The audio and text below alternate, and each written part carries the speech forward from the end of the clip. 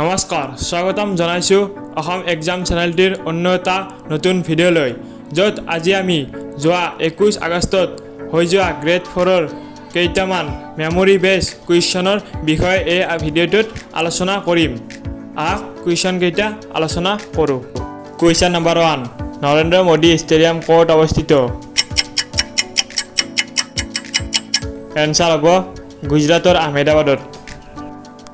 question number 2 ও মোৰ আপোনাৰ দেশ কোনখন আলোচনীত প্ৰকাশ পাইছিল এনসাৰ হ'ব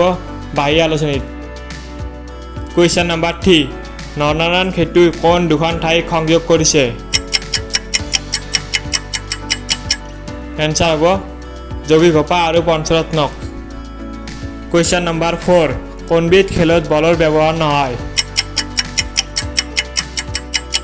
এনসাৰ হ'ব বেডমিণ্টন কুৱেশ্যন নম্বৰ 5 4 মে তাৰিখটো কি দিৱস হিচাপে পালন কৰা হয় এনসাৰ হ'ব international fire fighters day question number 6 Hima Das কোন খেলৰ লগত জড়িত এনসাৰ হ'ব দৌৰ খেলৰ লগত জড়িত কুৱেশ্যন নম্বৰ 7 শেষ আহোম ৰজাজন কোন আছিল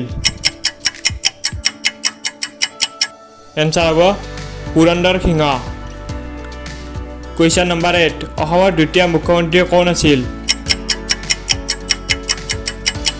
এনসাৰ হ'ব বিষ্ণুৰাম মেধি কুৱেশ্যন নম্বৰ 9 অসমৰ প্ৰথম চিকিৎসা মহাবিদ্যালয় কোনখন এনসাৰ হ'ব অসম চিকিৎসা মহাবিদ্যালয় কুৱেশ্যন নম্বৰ 10 ব্ৰহ্মপুত্ৰ নদীক বাংলাদেশত কি নামেৰে জনা যায় এনসাৰ হ'ব যমুনা নদী কুৱেশ্যন নম্বৰ 11 প্ৰথম ভাৰতীয় মহাকাশচাৰী কোন আছিল এনসাৰ হ'ব ৰাকেশ শৰ্মা কুৱেশ্যন নম্বৰ 12 কনকলতা বৰুৱা কোন আন্দোলনত শ্বহীদ হৈছিল এনসাৰ হ'ব ভাৰত ত্যাগ আন্দোলনত কুৱেশ্যন নম্বৰ 13 পূৰ্বতে মানুহৰ মাজত বস্তুৰ কিদৰে আদান প্ৰদান হৈছিল এনসাৰ হ'ব বিনিময় প্ৰথাৰ দ্বাৰা কুৱেশ্যন নম্বৰ 14 অসমৰ ৰাজ্যিক সংগ্ৰহালয়টো ক'ত অৱস্থিত এনসাৰ হ'ব গুৱাহাটীত কুৱেশ্যন নম্বৰ 15 ভিক্টোৰিয়া মেমৰিয়েল ক'ত অৱস্থিত এনসাৰ হ'ব কলকাতাত কুৱেশ্যন নম্বৰ 16 সৰ্বশিক্ষা অভিযান সংবিধানৰ কোনটো অনুচ্ছেদৰ লগত জড়িত